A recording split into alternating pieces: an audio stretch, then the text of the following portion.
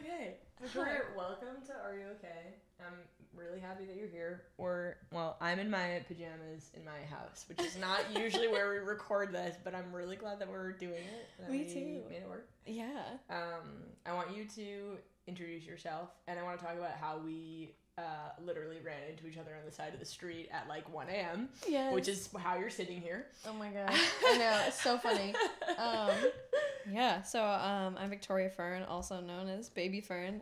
It's always weird to saying that. Yeah. I But yeah, I'm a local Burlington girly, and I grew up in the islands, was in New York City for a little while, and I grew up doing like musical theater. I don't know how much of it. Okay, yeah. okay. No, everything. Tell me everything. Yeah, I grew up doing like musical theater. So that's where like a lot of my music background comes from. Nice. And then I was in after high school, I moved to New York City for a little while. Then the pandemic happened, came back here. Yeah. And then I was just in LA. I've almost been back for a year now. Nice. But yeah. Cool. And you've been just doing music here in Burlington. Yeah. That's kind of been my main thing since I've moved back. I was like, I want to like dive into the music scene a lot more. And yeah. Wow. I could talk about the Burlington music scene for forever. I do, like every week on the show. But yeah. Okay, so you and I literally like almost ran into each other in the street. I was like unlocking my e-bike and you like had a guitar in your hand. And I don't know like how we even interacted in the first place, but I was like, you have a guitar and you came from a gig? Oh my gosh. Come on my show. No, I remember seeing your boots and I was like, those are freaking awesome. So yeah. I love that. And the thing is like the Burlington music community is like so small that I was like, oh, okay, like, yeah, no, definitely like know that if you're coming back from a gig, like your guitar is like this chick can play. I just could tell.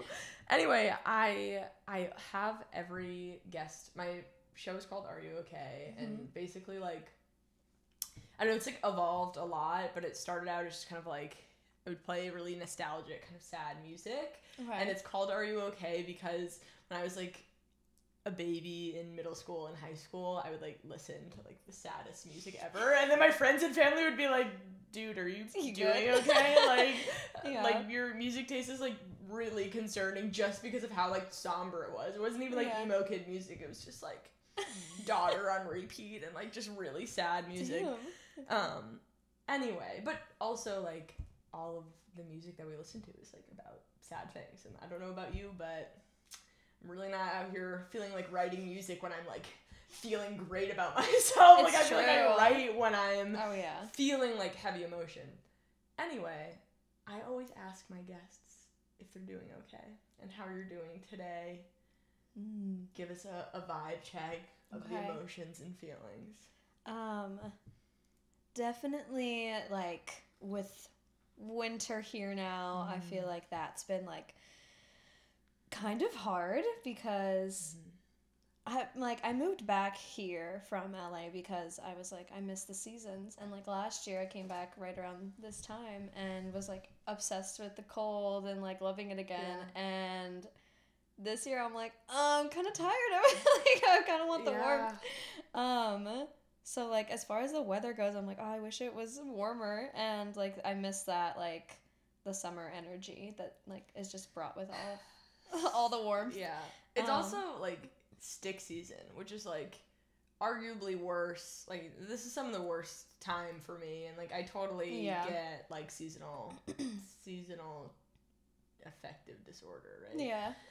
Whatever. I get sad. Like I grew up grown up in New England my whole life, and I feel like this is actually sometimes the hardest time because it's like not a lot of sun anymore. Daylight savings has passed. And there also isn't any snow or like fun things to do outside. Like I think sometimes you can get excited by the changing of the like precipitation or weather or snow and like all of those things. But I find like this time in particular, which is like deeply transitional, to be almost like harder in some ways. Yeah. I don't know. Yeah. Oh my God. I also feel like it's just like one of those times where like when school has started and it's like I don't know. It's this weird in between phase. Yeah. So 100%. And like transitions are always hard. Yeah. Like any transition is yeah. difficult. Yeah, and I'm kind of at this. It's like a good thing, but it's also like another transition where I'm like, last year at this time I like had all these like goals, and this year, it's awesome because like I had like met them all. But I was like, oh, now what do I do? Yeah.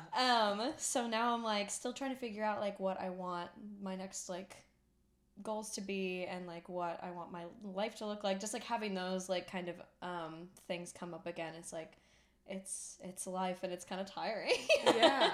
What does that look like for you musically? Like, what are some of your new musical goals? Like, what are you looking forward to, or what's something that you are like aspiring to do in the winter, in the spring, just coming up? So with my band, Baby Fearn and the Plants, we kind of just like started, like once I had everyone together, we were just like, oh, let's do like these shows. We like booked shows like pretty quickly.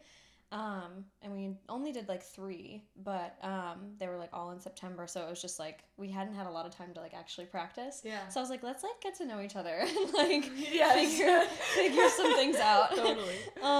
And so we've been taking a break for a little while and just like doing rehearsals and stuff like that. So it's been cool to like brainstorm with all of them and like show them my new songs that I've written, and like just collaborate with them and like work on them and everything.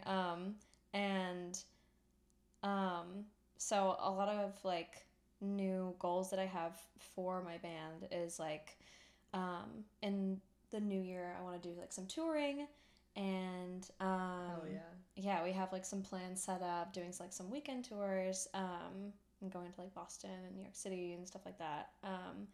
And yeah, I feel like one of the biggest inspirations for my band is like Sammy Ray and friends. Yes, so, totally. Yeah, Baby Fearn and the Plants, Sammy Ray. Yeah, I see the similarities. Yeah. So that's awesome. This is so random. Do you know Hallie Hayes? No. Okay, you should know Hallie Hayes. Okay. She is a artist who just moved here from Nashville. Okay. She moved here a couple months ago. And she gives me your energy, and I feel like you guys would A, be friends, and B, be insane like collaborators together. Okay. I will send you her. I'll connect you guys somehow. Yeah. But she's like, yeah, she's so awesome, and like has like this super intense, sick, like sapphic, cool queer girl, like country. Yeah, she gives me like new age country waves, and I feel like, not that that's your style of music, but she's sick, and I feel like some similar energy. You guys should like play in a room together. Yeah. Okay. Yeah, all right. Yeah, like, you two must play guitar together immediately.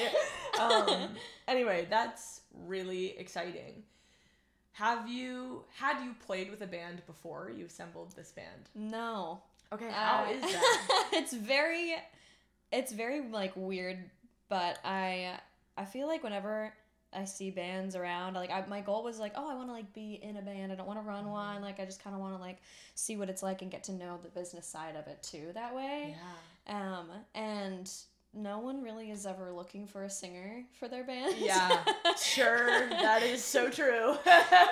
So I got to a point where I was like, I think I just need to do this. I think I just need to like go for it and wing it and see what happens. And so a big goal of mine for this band was to have like a lot of like queer people in the band, and awesome. Everyone in my band is queer. So yes, love that's that. like that was like a huge like thing for me. I was like, I feel like this is something that could be really just like I feel like it's needed in Burlington. Yeah. And also I want to like just I don't know how to just describe it. I feel like just creating more safe spaces for queer people is never a bad thing. Yeah. How has your I actually don't want to assume that that's the case. Has your queerness impacted your music or vice versa? Like, have those two things been connected for you? I guess so. I write a lot about just what, like, I use writing as like a like kind of therapeutic treatment. So y'all. Yeah, so I think just like trying to figure out like who I am and how I identify and stuff like that. Yeah. It's just like I realized that like a couple years ago I realized that I was bi, and like so that was like something that like I would like sort of write about, but like kind of like move around like when I listen to songs and like and in my earlier years of writing, and just like I wrote this one song, it's called Adore, and it's about a non-binary person, and I was just like, how did I not realize I was queer? Yeah. Yeah. Like the entire time I was like, oh, like what if I didn't use any like specific gender pronouns or something, right. And like so like that's how like I started writing it, and then I was like, this is a gay song, like this is so gay. Yeah. So just like little things like that, and I'm still like juggling, like I want to write a song like a more that's like kind of just like more out there about like my queerness, but I just haven't like figured out exactly how to do it yet, so I'm excited to like hear that song eventually and like come up with it eventually, but it's something like I need a little bit more of like an inspiration to do it, I think. Yeah, I don't know. It's also like hard, you can't be like, and now I'll write a gay song. right. Yeah, I don't work quite that way. Yeah, it has to come natural. That's so awesome and really cool to provide representation in that way, I guess, like for your band at least. Yeah, like, I don't know, like there's like a big Venn diagram of like the Burlington queer scene and the Burlington music scene, I think, which is like cool and exciting, but I think to be intentional about it is really, really awesome. Yeah, thank you. Okay, do you like, let me back up. People always ask me like when I play, because I just go by my first and, well, my like full name is Emily, but I use Emmy like socially and musically. I just go by Emily like professionally, like for my day job, which I actually really like. I love a separation. I feel like I can have kind of two different identities that like works really well for me, just like where I'm at now. But people always, like, I just use, like, my last name's, like, McDonald, and my name is just Emmy McDonald when I go play out, but sometimes I, like, people ask me what my band name is, or what my stage name is, and, like, sometimes I wish I had more of a, like, a differentiator, or, like, had some type of name that wasn't just my name when I play out, and I wonder if you like using Baby Fearn instead, like, what was there intent, like, was that intentional? What has that been like? Do people automatically associate you anyway? It's like similar names. Yeah, I mean, so my last name's Fearn, so it's just like, it's already like still a part of my name. Sure. And my Instagram handle has been Baby Fearn forever because I'm the youngest of 3 daughters. So, I'm like, it just kind of like, it made sense to me to like do that when I was like, I don't know, I think I like changed the name like in high school or something to like Baby Fearn. And I honestly just like I knew I wanted to be like Victoria Fearn and the Plants. Like I went by Victoria Rose Fearn for a while, and that's what like my EP is under. Yeah. And so now I'm like making this transition over to Baby Fearn, but I did a poll on Instagram being like, which name do you like the best? Yeah. And everyone like kind of collectively was like, Baby Fearn and the Plants is like a great name. It's sweet. It's really cool. That's kind of why I like was like, okay, I'll do this one. But I can understand like having like the 2 separate identities, and like it is kind of nice. Because a lot of people, not a lot of people, but some of the people in the music world in Burlington, like who I've met since I've started my band, I'll be like, oh, hey, I'm Victoria, and they're like, oh, like Baby Fearn and the Plants, blah, blah, blah. I'm like, oh, yeah, I'm Baby Fearn too. Like, but it's weird, like, whenever, like, I say my name, whenever we play gigs and stuff, I still say Victoria Fearn, and I'm like, I don't know if I should, like, start to just, like, introduce myself as Baby Fearn, because it still feels weird to say it. Yeah. I don't know if it's because I'm, like, saying... I don't know, because it's like Baby Fearn. I'm into it. I think it sounds cool. Like if you said my name's Baby Fearn, like if you're I'd be like, yeah, it is. Yeah, it is. You're right.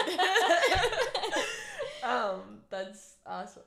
Do you want to record music? Well, you have an EP out, like, on Spotify. Yeah.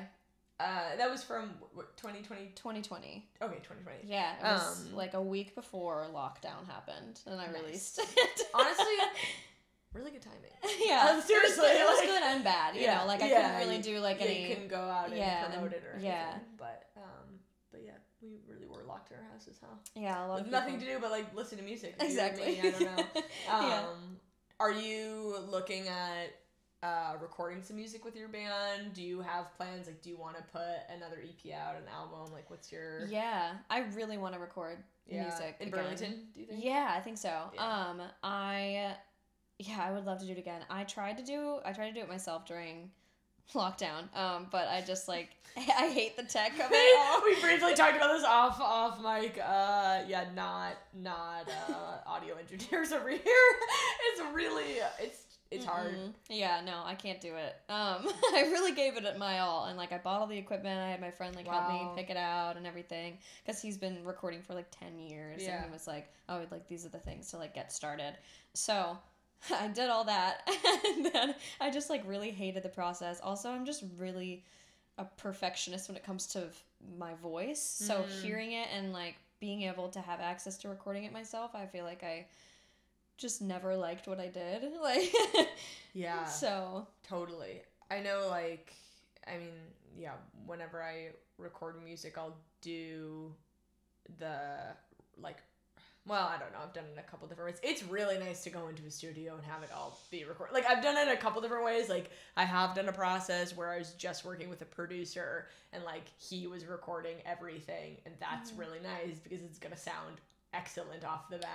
Yeah. And I've done the thing where, okay, I'll record at home and do all the instrumentation, and then have better people come in and do better instruments, and then get it, like, mixed and mastered. It's just like, okay, I definitely can't, like, maybe I can record my vocals well, or, like, guitar well, but, like, any auto engineering, like, mixing and mastering of any sort, it's like, absolutely not. Take my money. Like, literally, audio engineers take my money. Hard. I could never. Yeah, no. There's no way I could venture into that world. I'm just not. I've never been a tech person. Yeah. It's never made sense to me. Do other members of your band write as well? Not for our band yet. Cool. But yet. Yeah, there might be some. We haven't really, like, had big discussions about it all, but I know a couple, or there's one person in particular that was like, oh, like, I have some stuff, like, cool, we might, like, you know, incorporate that in there, but for now it's just been my own songs that we've been working on. Awesome. Yeah. You got new songs? Have you been writing a lot lately? Yeah, I have. I wrote this one song I'm, like, really proud of. It's called What Happened, and I think we're gonna play it at Radio Bean on the 25th. Yay! Yeah. But that one's, like, it kind of has, like, a melt Sammy Ray and Friends vibe to it. And so I'm really excited to do that one. It has, like, it's kind of like a pop jazz world. Yeah. Yeah. Is that how you describe your style?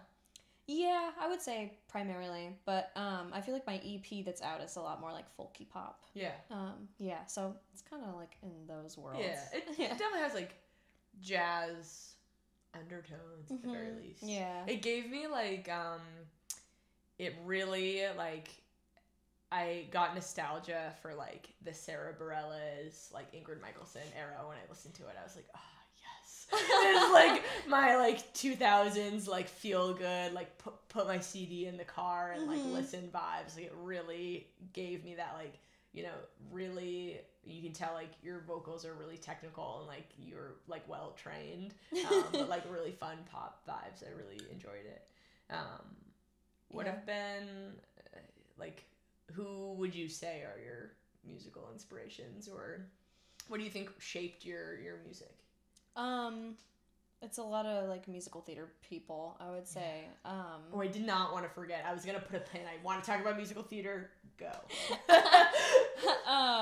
Yeah, I mean, my mom studied musical theater in college, and, like, she grew up doing theater, and I so she just kind of like was like showed us theater, and we like my sisters and I like we all loved it. So we grew up doing theater too, and so like a lot of my inspiration for, or like I feel like a lot of people that I would like try and sing like are like for contemporary stuff like Natalie Weiss. I was like obsessed with the song Quiet, so I like learned it to a T, like her. Love. And I like people like when I sang it a couple years ago, people were like, you sounded just like Natalie Weiss. I was like, that makes sense because You're like, great, I tried really hard to do that. Because like I've been singing this song trying to mimic exactly what she does. Right. So yeah. She's definitely a big influence. Sutton Foster, huge influence. And then newer, I feel like once Cynthia Erivo was in The Color Purple, I was like obsessed with her voice. Mm-hmm. It's just she's so amazing. Mm-hmm. And that's kind of like what introduced me to her, that show in particular. But I love listening to her, and I think she's just like everything she sings is like it's so easy, it's so relaxing, and so that's something I've like incorporate or try to incorporate more into my singing and my technique. Trying to think of other people. There are more people. One person that I've been listening to a lot recently is Renee Rapp, who was on I'm George on Broadway. I'm obsessed with Renee Rapp. I think she's so cool. I don't even listen to all of her music all the time, but like she just is such an icon to me. I feel like she will be one of our next like great icons. Yeah, I'm thinking, like Ariana Grande, like 100%. Yeah. she's on her way there for sure. She's so awesome. What is your favorite musical? It's not really well known. It's called Violet, a musical. Okay, that one's my favorite. I was in the show when I was 14. I was a young Violet. And I didn't know anything about the show, but Sutton Foster was in it on Broadway, and we were actually doing the show at the same time that Broadway was doing it, because we got the rights before they decided to go on Broadway. Nice. So we were like one of the only we were the only other production of Violet besides like the Broadway one, because you're not allowed to like do the show. Awesome. It was so much fun, but we also got to like get the Broadway script because they like revised it and stuff. Mm-hmm. So we got to like kind of pick and choose like what we wanted to do, or like how we wanted to like shape the show based off of like the revival and the original. Cool. So ours was like very original by itself too, which was so cool. But it was one of like the first professional shows I had done, and so I was like working with some really amazing people and directors, and I think there was something just really special about that show for me. Like cool. It just it was just like a big like acting opportunity and like a really interesting role, because like the young version of Violet comes back in the show like a bunch of different times and like shows like different pieces of her life, and they're like pretty like intense core memories for the character, because the show is about this girl. It's like it takes place in the 60s, and she lives in the mountains. I can't remember where, somewhere in the South, and she's just like 13, and she's like playing around outside, and her dad is cutting wood, and the axe blade like flies off and like hits her face, and like she has like this giant scar on her face because of it, and like grows up like living with this huge gash in her face, and how like people treat her differently, and like how she's like so attached to her vanity, and she tries to go to this preacher that like performs miracles, and that's like what the story is. It's like her journey to go and see this preacher, and so she's like can get her scar off of her face by this preacher, and it's like this whole thing. And it's a really cool show, but it talks a lot about just like specifically like female beauty, and how much like it's like such a big, or how it can be such a huge thing for people, and like how much it like influences the world around you. 100%. It's so hard to remove that from being an artist in general. I think for a lot of women, it's like, yeah, like, I don't know, like today, like, you know, it's like, oh, I don't want to get ready and I'm gonna like roll up in sweatpants or whatever. That's fine because, you know, I have this tiny little platform and, you know, it's mostly audio and stuff like that. But it's like, oh, it like stinks, like that totally matters, you know, and like the way that we present, and like I hate that I think about what I wear on stage every time I go on stage. Yeah. Oh my God. Yeah. Like I'll think about it like weeks in advance if it's like a bigger show too. Yeah, me too. And part of that is fun. I really like style and fashion, and I'm like into it. But it's not about like my aesthetic. It's about how I like look and how you're perceived. Yeah, is more like it, because I care so much about aesthetic, and I really like put a lot of effort, and like I'm really proud to put a lot of effort into my aesthetic and the way that I want things to look, and that feels really like good and healthy. But it is like the perception is the difference there, and it just stinks that like, yeah, like if I present more mask versus more femme or whatever, you know, like so on and so on, like that actually matters how I'm being perceived, and like probably how like well something will do.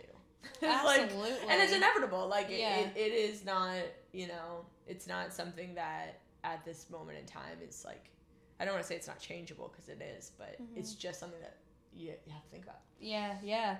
I mean, every time like I wear something a little bit more like masculine, I don't get as many tips when I'm like doing a certain gig. Yeah. So it's like there's that aspect of it. So I'm like, and it sucks that like that's a thing. Yeah, but it really is. I literally remember I was like 17. I had just graduated high school, and I worked in the service industry for like the first time, and I was like a hostess at this like little restaurant in Portsmouth, New Hampshire, and I was like, light bulb had gone off. I was like, oh, got it. If I wear a skirt, I'm gonna get more tips, and if I don't wear a skirt, I'm not gonna get it. Yeah, like, it wasn't even mask and femme. Like I was not there. Like it was literally like, okay, if I wear the t-shirt that the like bar gave me to wear, I will not make as much tips as if I wear my own outfit or like wear a dress or whatever. It's like, just showing wow, just like the like it was like all of a sudden like I feel like a light bulb switched at that moment in time, and I was like, cool, this will be different forever. You know, it's crazy. Yeah, I worked in the service industry too. Yeah. Same story. Yeah, it's crazy, and you know, it's a lot different here, which is great in a lot of ways, and there's so much expression that like is allowed, I think, here, which is like really beautiful, but obviously always a part of it. Boy, do I not want to end on that note. I want to know the patriarchy. I mean, like every time I'm like, let's like not bring up the patriarchy in this episode, and every time I'm like, it's hard not to bring it up. I mean, it's like literally, you know, ever present. Yeah. Anyway, I want to talk about what is coming up next for you. You mentioned a show, promote what's going on for you, and then tell everyone where they can find you, find your music, find your shows. So we have that show at Radio Bean. We're going to be a part of the Queer Takeover. I think we're going on around 9:00 on the 25th. So exciting. What day of the week is it? Saturday. It's a Saturday after Thanksgiving. 25th. So. Queer Takeover. Yeah. Be there 9 p.m. Be there the whole night. Yeah. Be there 9 p.m. Start at 6. It starts at 6:30. The event. So, and there's some really cool artists performing. So, and then we have another show at Nectar's on the 6th. That's a Wednesday on December 6th. And the other shows are kind of TBD right now. Cool. So I think that's all I can announce right now. No, that's great. And where can people find you, and where can people find your music? So you can find my my EP on Spotify, Apple Music, YouTube, anywhere you listen to music. And it's under Victoria Rose Fearn, so it's a little different. And Fearn is spelled Fearn. And then you can find my band. We have our Instagram. It's just Baby Fearn and the Plants, all one word. And you'll find our little logo that my sister made for us. Love. Shout out sisters. We love them. Yes, love them. We have stickers that we're gonna be selling at all the shows too. Yay. So they're like green ones and pink ones. So whichever one you're feeling that night. Love. And our Instagram is the best way to find out about all of our events and stuff. And yeah, working on a website now, so hopefully that'll be out soon. Okay, exciting. Yeah. I love that. Well, Victoria, thank you so much for being on Are You Okay?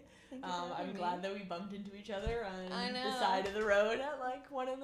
It's perfect. And yeah, you'll have to come back when you put out an EP or an album or something like that. Yeah, we'll get yeah, the whole love to. band in here. Everyone. We'll figure it out. Yeah. We will make more rum somehow. Perfect. But yeah, thanks so much for being on. Thanks for having me. Cool. All right, that is a wrap. Cool. Hopefully that wasn't too bad. Hopefully we were recording the whole time. Just none of it was recorded. Let me stop this first. Okay. Oh, movie recording has been stopped automatically. Well, I wonder how long we got there. What matters is that the audio is recording. Otherwise, oh, it's already